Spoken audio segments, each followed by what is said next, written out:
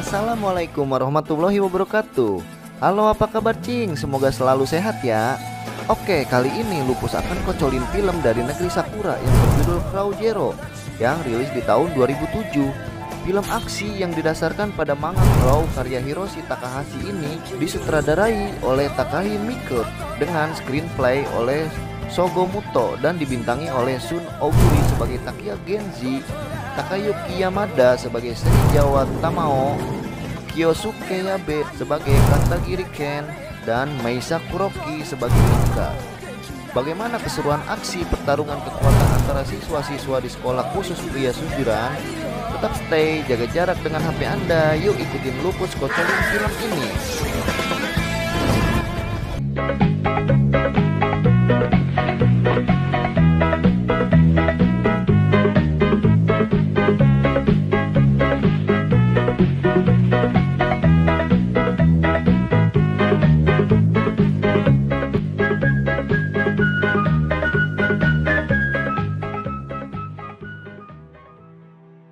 Kita perkenalkan, ini adalah Takia Genji, siswa kelas 3 yang baru saja pindah ke sekolah khusus pria Sujuran.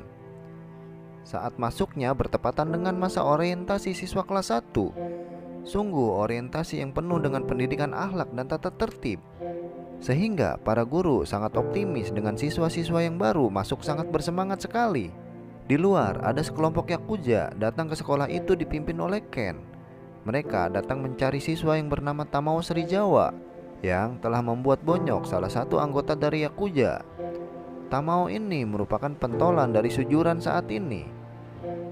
Si pemimpin yakuza, Ken, disuruh pergi beli rokok. Santai aja, ini urusan anak buah. Pokoknya setelah ia kembali beli rokok, urusan sudah beres.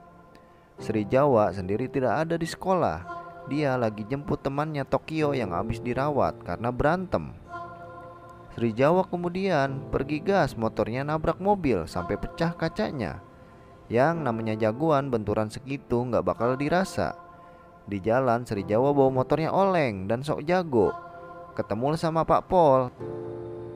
Akhirnya Serizawa dikejar sama Pak Pol. Kejar-kejaran mereka bak di film-film Hollywood. Pak Pol seperti kejar penjahat besar aja. Kemudian mereka pun adu nyali, ternyata Serizawa yang menang. Tetapi rem motor dari Serizawa copot yang membuat motornya ngegas nggak pakai rem.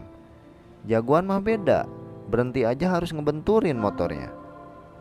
Kembali ke Sujuran, Takia Genji disangka Serizawa oleh orang yakuza. Kemudian mereka berantem bak big book dimenangkan oleh Genji. Serizawa datang dengan motornya melihat Genji udah habisin tamu dia. Serizawa belum pernah lihat Genji sebelumnya. Genji bilang dia adalah siswa baru di Sujuran. Tiba-tiba Pak Pol bawa rombongan teman-temannya banyak banget. Ditangkaplah Serizawa oleh Pak Pol. Takia Genji pergi minum di klub, ditanya sama teman ceweknya Luka, kenapa pindah ke Sujuran? Dijawab oleh temennya, ia ingin menjadi raja karena Sujuran tempat paling keras. Takia datengin ortunya yang tak lain adalah pemimpin yakuza. Takia berambisi ingin menjadi ketua di yakuza seperti ayahnya. Target awal dia adalah kuasai Sujuran. Setelah jadi pentolan di sana, ia siap untuk gantiin ayahnya di yakuza. Seperti biasa, Serizawa dan gengnya kumpul di markas. Tiba-tiba Takia Genji tendang mejanya mereka. Ternyata di sana ada Tokyo, teman SMP dari Genji. Kemudian Genji menantang Serizawa untuk duel berantem. Pas Serizawa udah panas mau ladenin Genji, datang anak kelas 1 Mikami bersaudara untuk jadwal berantem dengan Serizawa. Dengan 2 kali pukul, Serizawa berhasil taklukin jagernya kelas 1 itu. Takia Genji cari anak yang bernama Rindeman untuk ditaklukkan, tetapi yang datang adalah Ken yakuza yang kemarin. Ken pun akhirnya serang Genji, tetapi malah KO di tangan Genji. Kemudian mereka ngobrol dan Takia minta bantuan Ken bagaimana cara untuk menjadi penguasa Sujuran. Ken pun kasih arahan untuk Genji. Genji disuruh masuk kelas satu persatu. Ia pun diharuskan hajar pemimpin kelas itu. Akhirnya banyak siswa yang mengikuti Genji. Suatu saat di kantor Ken, ada sidak dadakan dari bosnya Yakuza. Ia menanyakan bagaimana bisnis panti pijatnya Ken, sudah 1 bulan kok belum setor. Akhirnya Ken pun kena hajar dari bosnya. Tokio bersama Sri Jawa sedang menikmati suasana senja sambil bincang-bincang ngomongin tentang Takia Genji. Esoknya di sekolah, Sri Jawa dihadang oleh anak kelas 2. Belum juga mau kuda-kuda anak kelas 2 udah dihajar oleh Sri Jawa. Akhirnya sedikit demi sedikit Genji mulai merintis dengan pasukannya di sekolah. Sedang Sri Jawa lagi asik latihan kekuatan dengan cara menendang guci yang di depannya anak buahnya berdiri, seperti main bowling. Genji siap duel dengan Ijaki, pemimpin geng lain. Tetapi Ijaki curang, bukannya duel dengannya 1 lawan 1. Malah Genji duel dengan para pengikutnya Ijaki. Karena kalah banyak, Genji akhirnya terdesak dan ia pun roboh. Tetapi ia bangun lagi dan berantem lagi sampai akhirnya ada salah satu orang menghantamkan beton ke kepalanya Genji. Dan ia pun tersungkur, akhirnya roboh. Di malam hari, Ijaki bopong tubuhnya Genji yang penuh luka, dianterin ke temannya Genji. Ken dan Genji sedang jalan sore, dilihat Luka, cewek yang di klub, sedang terancam oleh beberapa pria. Karena Genji sedang luka parah, akhirnya Ken hadapin mereka sendiri. Ken yang laganya sok jagoan ceritanya ingin nakut-nakutin mereka. Dan akhirnya Ken pun babak belur dihajar oleh mereka. Genji akhirnya telepon Ken tanya kabarnya, tetapi Ken bilang baik-baik saja. Di sekolah, Genji dan Ijaki akhirnya mendirikan geng bernama GPS, Genji Perfect Seiha, dan perkumpulan mereka dipantau oleh Sri Jawa. Ijaki yang sedang sendiri dikepung oleh pengikut Sri Jawa dan ia digantung. Genji pun melihat ia berniat untuk bertempur tetapi dilarang oleh Ijaki karena anggota kita masih kurang. Saat Genji sedang ngopi di warkopnya Jepang, datang Tokio dan Sri Jawa.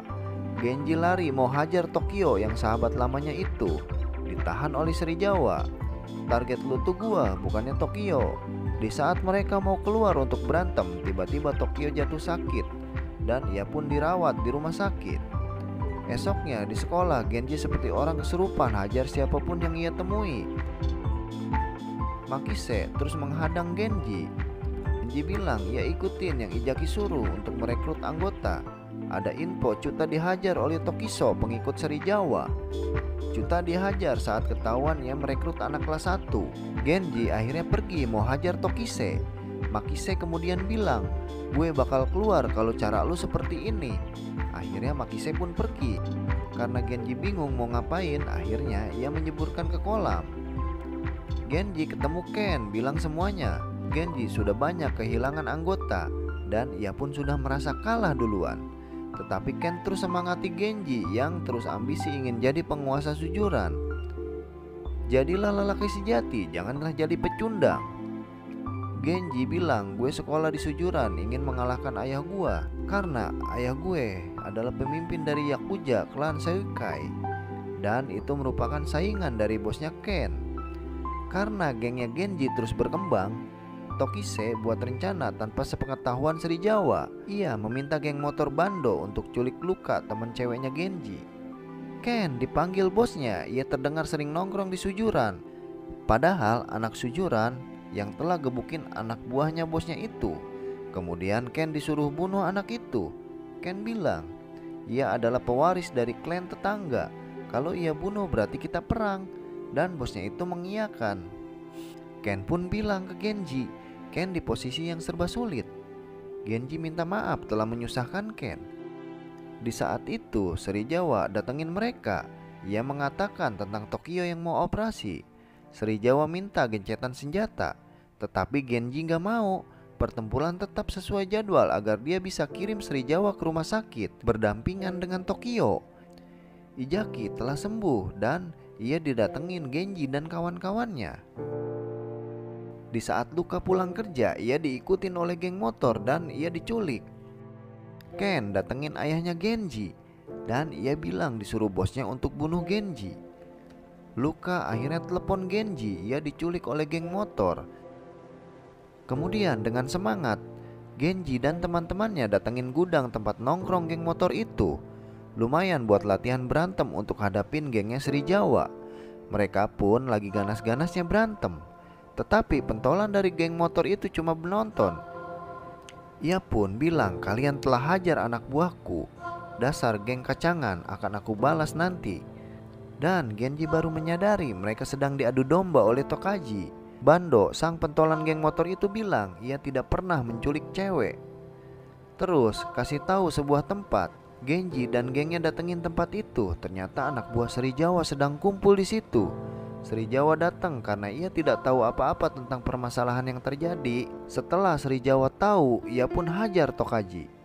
Luka pun akhirnya bebas. Genji datengin rumah bokapnya. Kemudian bokapnya kasih surat dari Ken. Genji masih belum paham. Bokapnya bilang, dia mengorbankan dirinya untuk lo. Dia melenceng dari tugas bosnya untuk bunuh kamu. Tepat pukul 5 pagi waktu sujuran, jadwal duel antara gengnya Genji dengan gengnya Sri Jawa untuk memperebutkan jadi pentolan di sekolah itu. Dan berbarengan dengan waktu operasinya Tokyo.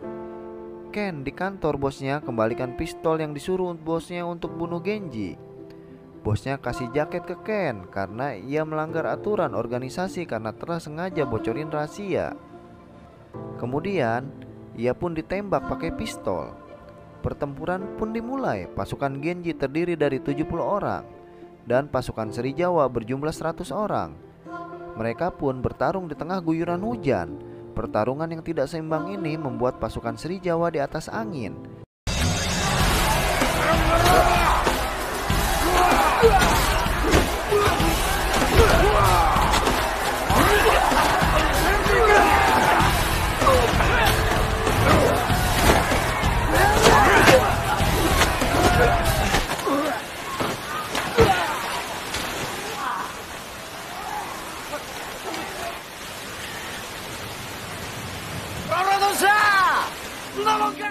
Di saat pasukan Genji sudah kewalahan, tiba-tiba datanglah gengnya Bando. Ia pun bantu Genji melawan Sri Jawa. Akhirnya pertempuran menjadi seimbang. Sampai akhirnya Takia Genji dipertemukan oleh Sri Jawa. Mereka pun bertempur sampai titik darah penghabisan. Akhirnya pertempuran dimenangkan oleh Genji. Pesan moral dari film ini yaitu, di atas langit masih ada langit. Tidak ada manusia yang berkuasa selamanya. Yang kekal hanyalah Tuhan Sang Pencipta alam. Terima kasih, sampai jumpa di alur cerita film selanjutnya. Wassalamualaikum warahmatullahi wabarakatuh.